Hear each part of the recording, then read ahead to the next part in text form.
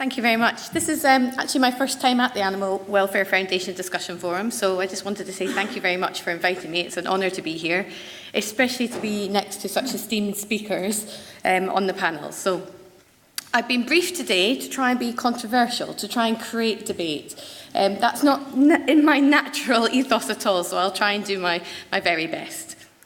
Okay, so when I was asked to give this talk today, would you want to be a 21st century cat? I started to think about what expectations are placed on cats by some people. I started to think about how people expect cats to look, how they expect them to behave, and what sort of lifestyles they expect them to lead. And James alluded to very much the same analogy in his talk earlier.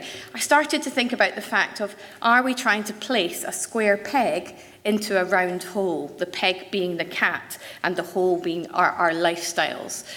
Instead of trying to change the size of that hole and make it square so that the cat can fit in, are we instead trying to change the shape of that peg, i.e. the cat, so that it fits into our lifestyle?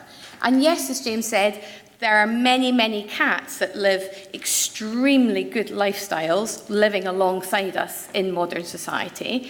And what my talk today really is highlighting some of those individuals that don't, some of the problems that don't. So I'm not saying this is a complete welfare problem for all cats. I'm sure there's a number of us in the audience that have cats that live very happily alongside us.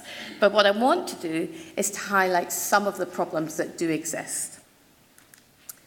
So I want you just to hold in your mind the 5 welfare needs. This is a graphic taken from the latest PDSA PAW report. These will all be really, really familiar to us. But again, as James said, they're not necessarily familiar to the general public. Over half of the general public, about 65%, are not familiar with these. Just to recap, because we're going to be looking at them throughout the talk, they are the need for a suitable environment, the need for a suitable diet, the need to be able to express normal behaviour, and the need to live with or apart from other animals, and the need to be protected from pain, suffering, injury, and disease. Now, I know all of us here will understand that and also understand how to implement those, but for the general public, you have to have a really good understanding of species-specific behaviour in order to know what is suitable for that particular animal. So the word suitable does add in some ambiguity. Likewise, we need to know what is normal for that species. So there is a real point for education here in order to even be able to implement these. So let's start looking first of all at human expectation of appearance. How do people expect a cat to look like? Well, for many, they expect a cat to look a bit like this, which is good news. It has a tail, it has fur, it has appropriately sized legs, it has nice forward-facing erect ears, it has a muzzle, and it has appropriately sized and placed eyes, to name just a few of its physical characteristics.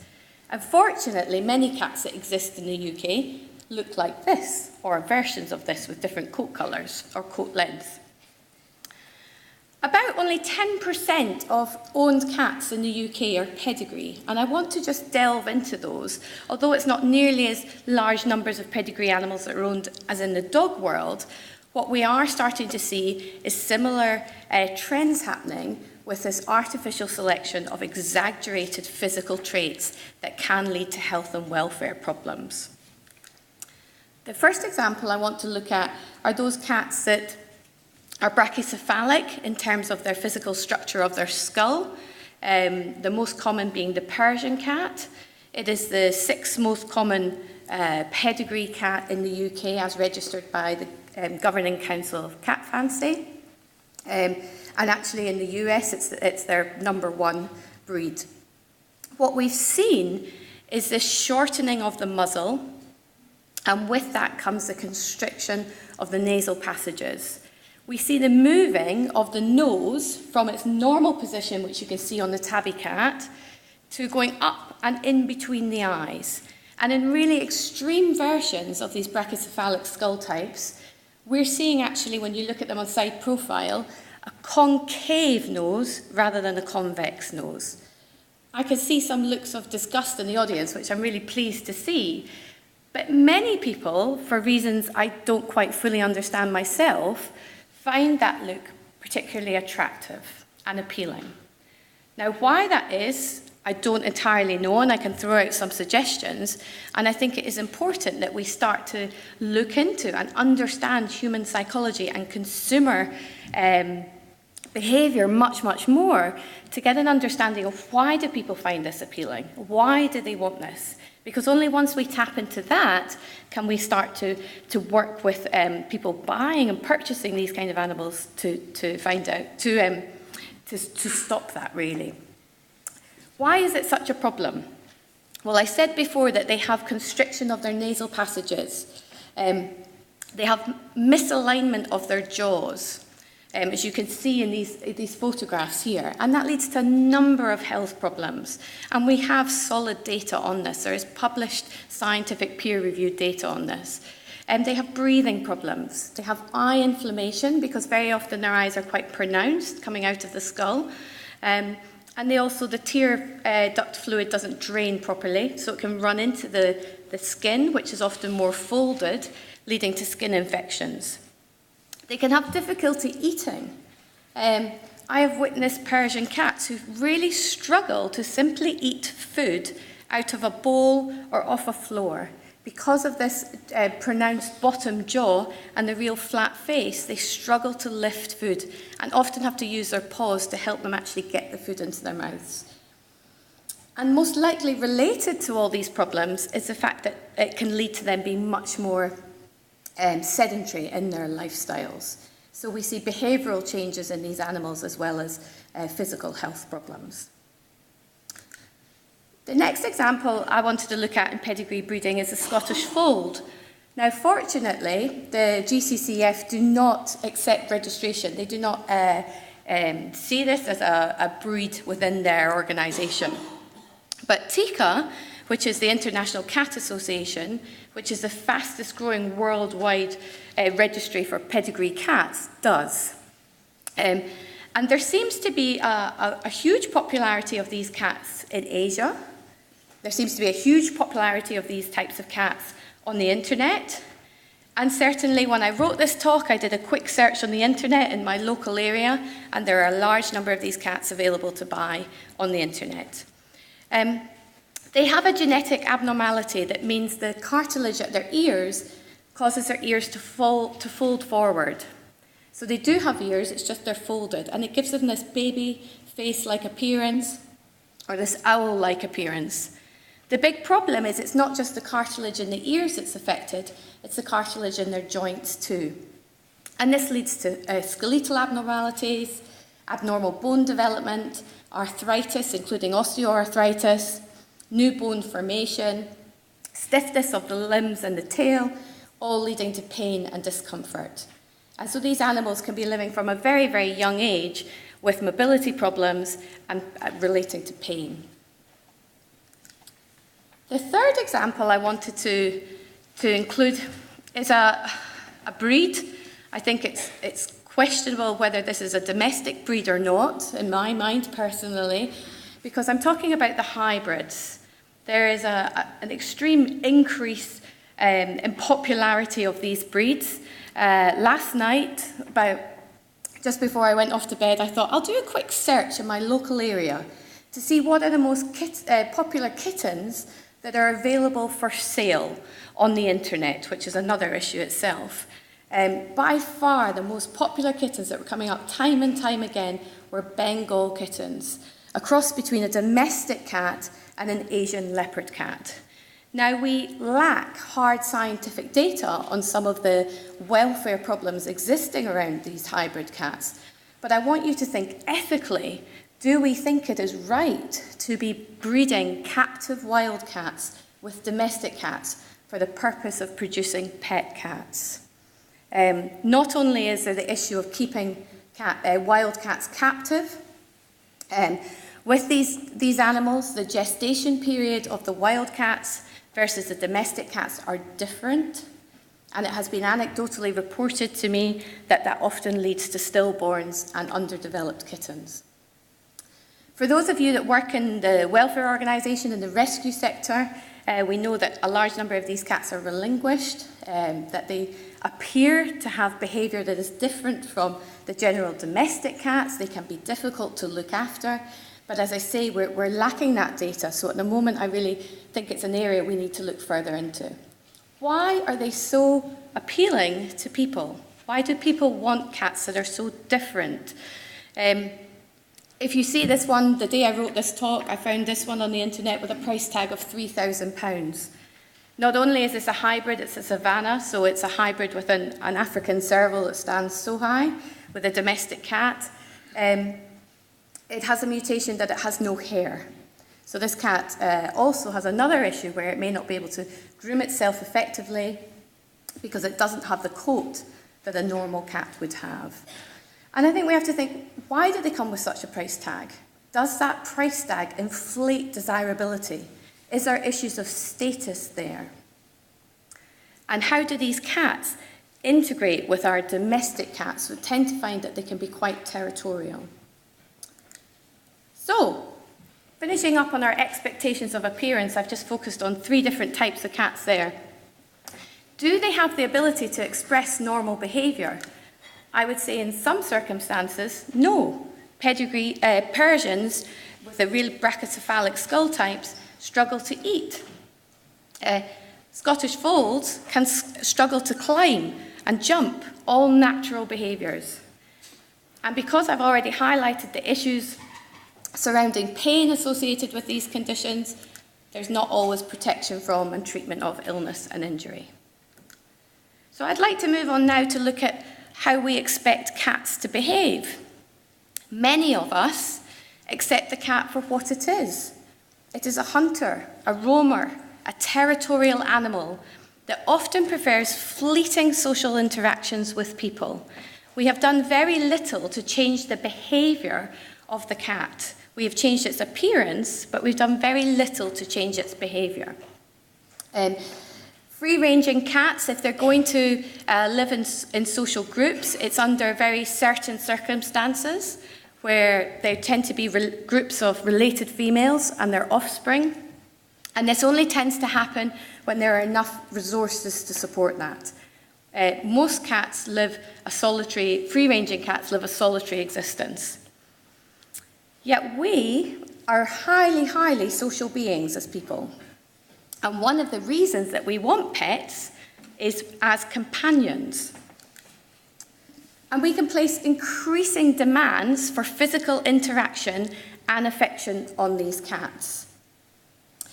Now, we would say that cats like interactions that are low intensity and at times low frequency. But we would say humans, people, often like physical interactions that are high intensity and for longer durations. You wouldn't get a group of cats sitting in a room like this, but we're all quite happy to sit next to people that we maybe don't even know. Yet we often expect our cats to do the same in our homes. The big problem lies where we have a mismatch in the social needs of the owner and the social needs of the pet. And very often we know from previous research that when people are selecting cats, they're very much basing their choice on appearance, not on necessarily the behavioural needs of that pet and their behavioural needs and how they may be compatible. So the problems we have when we have this mismatch is that many of our pet cats find this desire for high social interactions distressing. And the cats that particularly find this the case are those that have had a lack of early socialisation. The socialisation period for a cat is approximately 2 to 7 weeks. Very, very early, earlier than the dog, and at a time where that cat is usually with its breeder or within a welfare organisation or still out in the countryside yet to come into a domestic home. So sadly, many cats end up in pet homes that have not been appropriately socialised to people. And I think that's something that we need to look at. How can we stop those cats coming into the pet chain? Likewise, as well as socialisation to people, there's a lack of habituation during that sensitive period to daily household life. And because for our non-pedigree cats we have very, very little control over their breeding, we don't have control of the genetic input of those cats. And we know that temperament is partly inherited from the parents. We know from research of the paternal boldness effect that if the father is more likely to be friendly and bold and confident, the kittens will be too. Yet for so many of our pet cats, we have no idea of their parentage. So this can all lead to chronic negative emotions, to chronic distress, and associated problem behaviours. For example, human-directed aggression and house soiling, peeing and pooing in the house, not in the litter tray. But such distress doesn't just impact on the cat psychologically, it also impacts on the cat physically. Those two things are interlinked, they're not separate entities. And we start to see effects of stress on disease as well. In the PAWS report, it was reported that 63% of cat owners state one or more behaviours that they would want to change in their cat. Okay? So they are, whether they are causing those behaviours or not, we don't know. Whether they are normal behaviours for the cat that the owner does not like, or whether they are behaviours we would consider more clinical behavioural problems caused by the way the cat is having to live, we don't know.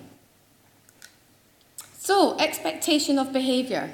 Do cats always have the ability to express normal behaviour? I would say no, and we'll come on to that more in the last part of the talk. And do they always have protection from and treatment of illness and injury? Well, if they're experiencing chronic distress, then the answer is often no. And finally, what about human expectation of lifestyle? How do we expect our cats to live alongside with us? Well, cats are very territorial animals. They like to be in the same place, and they gain familiarity for being in the same physical place. We are the complete opposite. We're here, there, and everywhere. And as James said, we're often moving house, moving locations, going to different places, holidays, etc. We expect our cats to be able to cope with a range of different environments, from the home to the veterinary clinic to the boarding cattery, to, for some, even places like grooming salons, and for some cats, even the show ring or the show bench.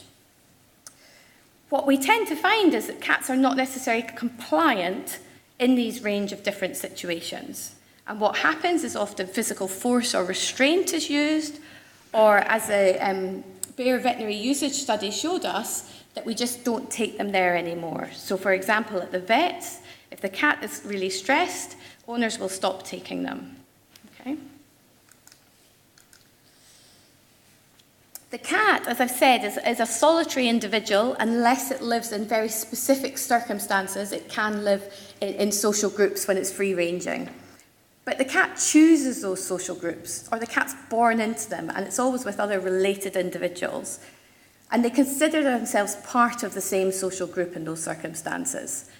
What we do when we have large numbers of cats is that we choose those social groups. We bring those individuals into our home at different times, and those groups can change, and that's entirely unnatural for cats. And while we may consider that we are one big family with our husbands and our wives and our children and our dogs and our however many cats, those cats themselves may not consider the other cats, people, dogs, etc., that they live with as part of the same social group.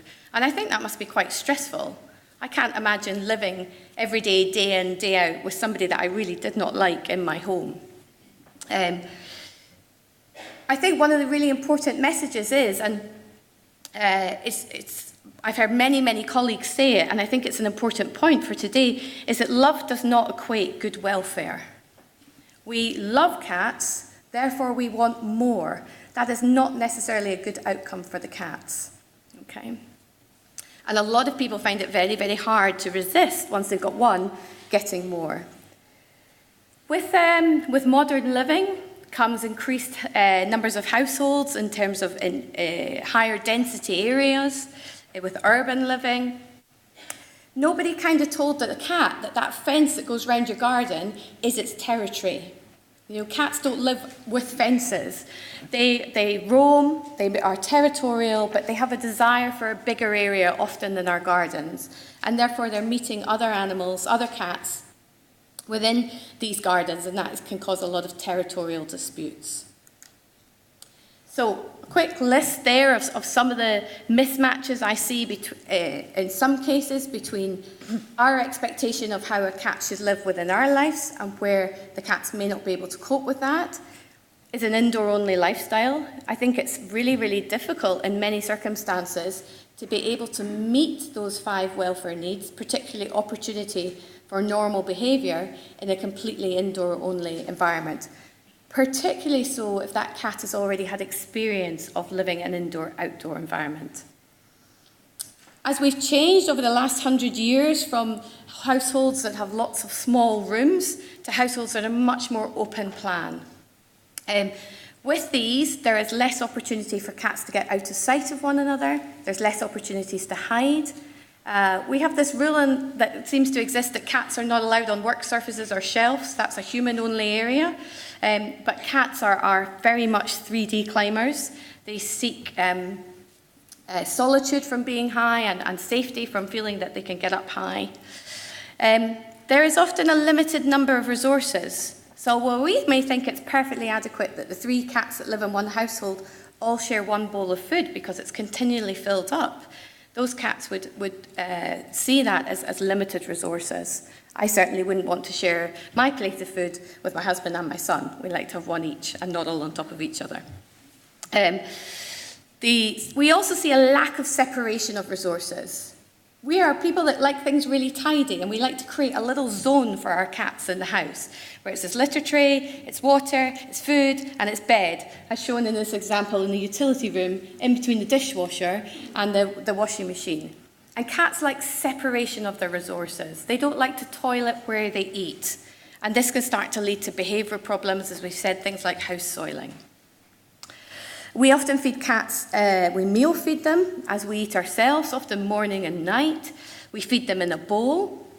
And while we may be feeding them appropriate diet, we are perhaps losing some of the opportunity for natural behaviour, for predatory behaviour, where they would normally be eating very small and often and searching for that food.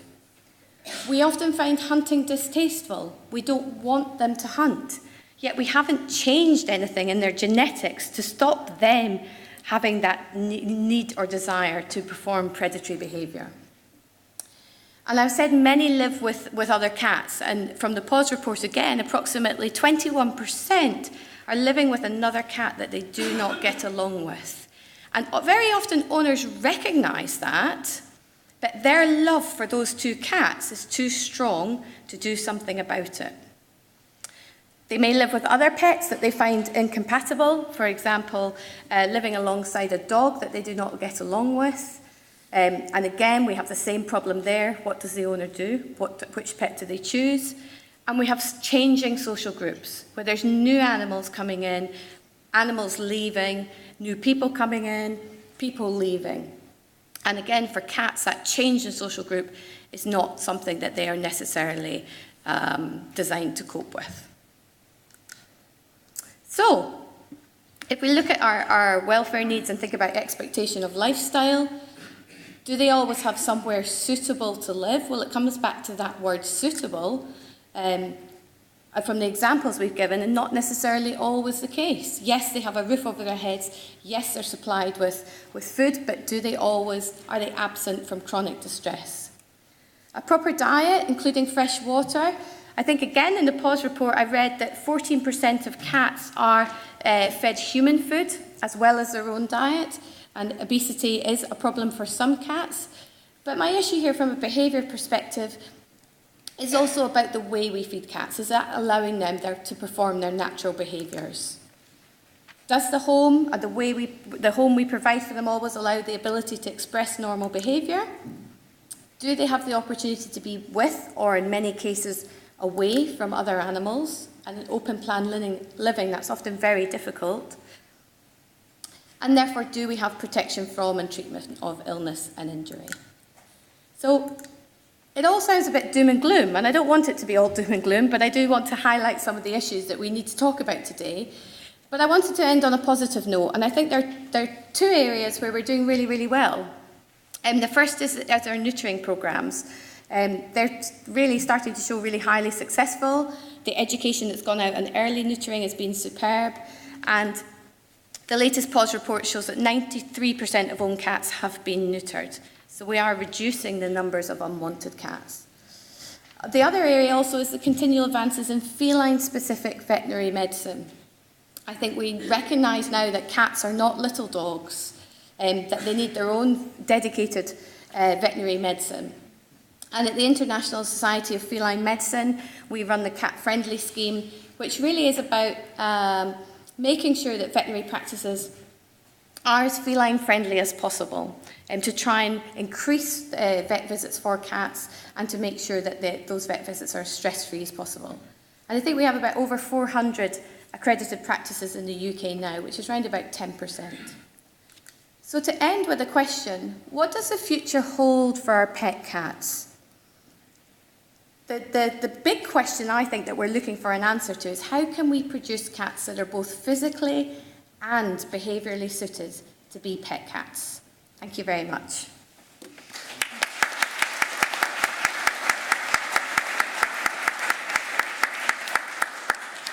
Thank you very much, Sarah, and absolutely stuck to your brief of provoking us and challenges, and perfectly on time as well.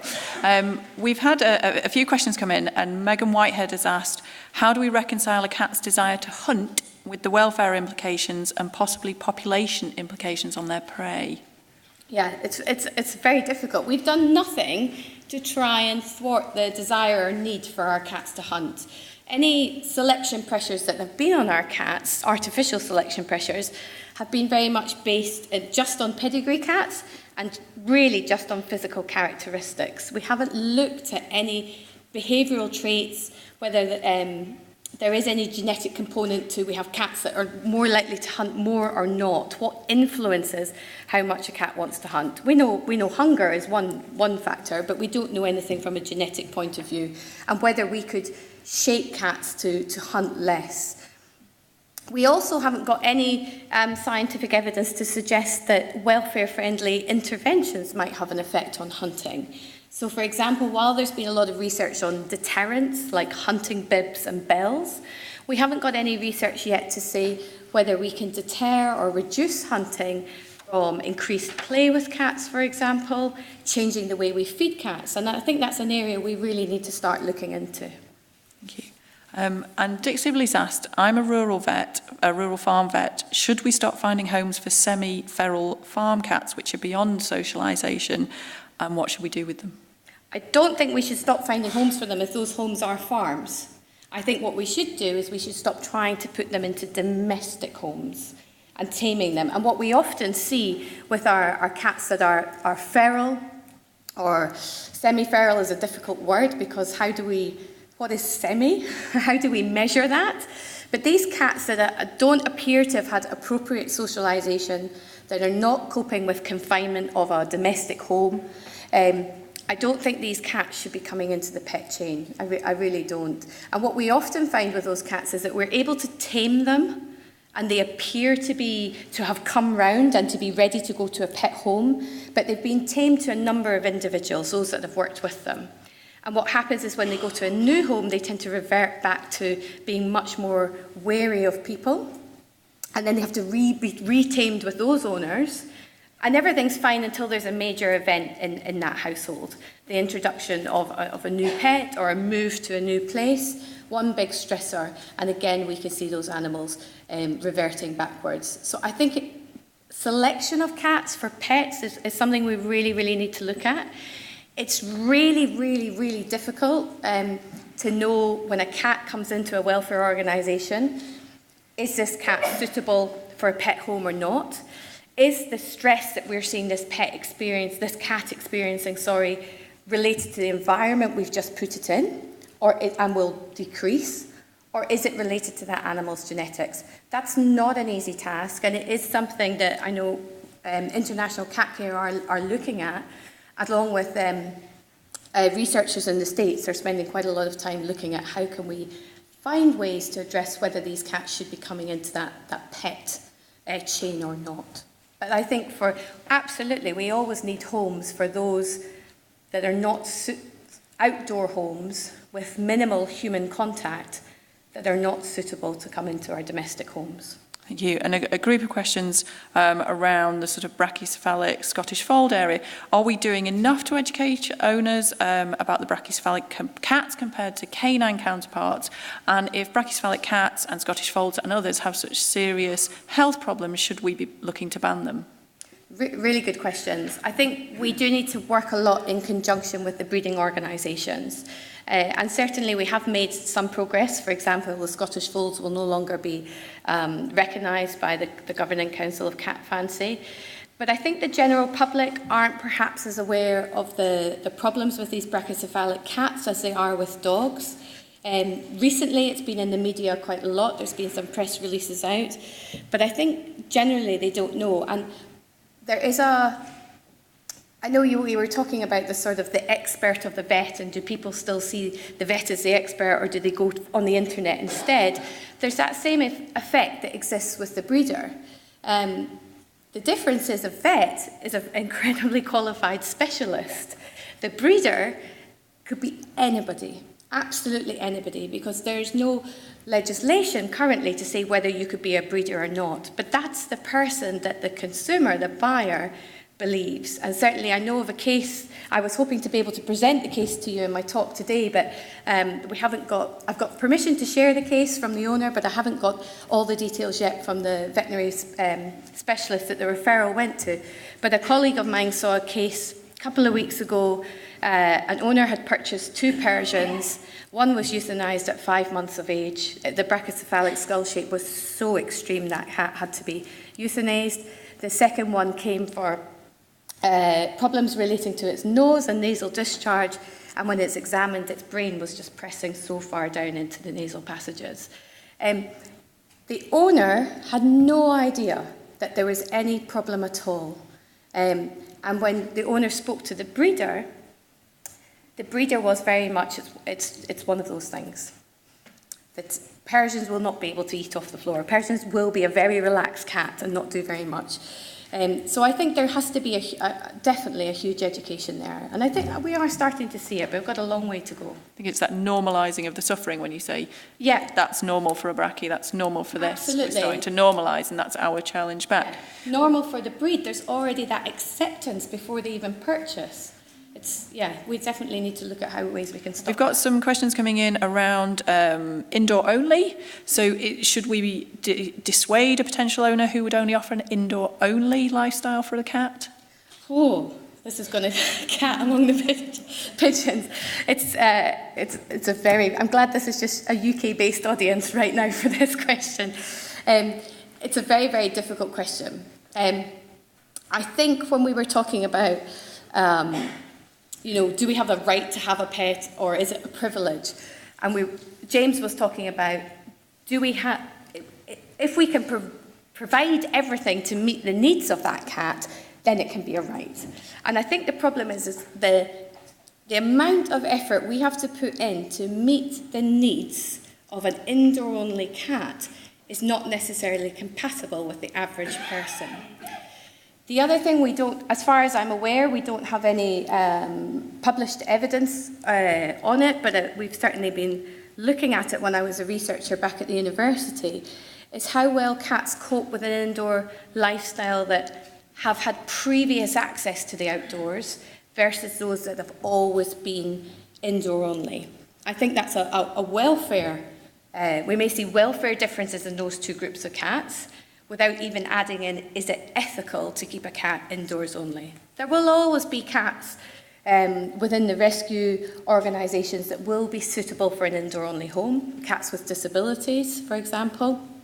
But I think we need to think seriously about is it right to take a cat and keep it indoors? Is the cat the right pet for us if we don't feel that our environment is safe enough for it to live outdoors as well? It's a very difficult area. And we've just time for one last question, and apologies if we don't get through all your questions that you've sent to Slido. We do have some time after our final speaker as well for more. If you really quickly, are you concerned about the welfare implications from the growth of popularity of cat businesses such as cat cafes? Okay, yeah, good question. I have visited a number of cat cafes and grooming parlours, and I think, again, we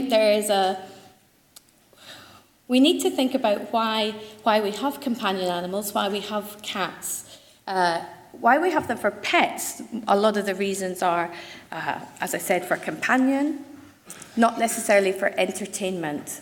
And I think when we start to look at cat cafes, we're starting to see the need for them for a different reason. It's more of an entertaining reason, and we have to think about whether that is right or not. Now, having visited some cat cafes, I'm going to turn and go on the caveat, I've seen the welfare of some cats in cat cafes being better than the welfare of some cats I've seen in people's personal homes. But again, I think we have to think about what a cat is, what is its normal behaviour, what is its species-specific behaviour, and can we achieve that in a cafe-like environment?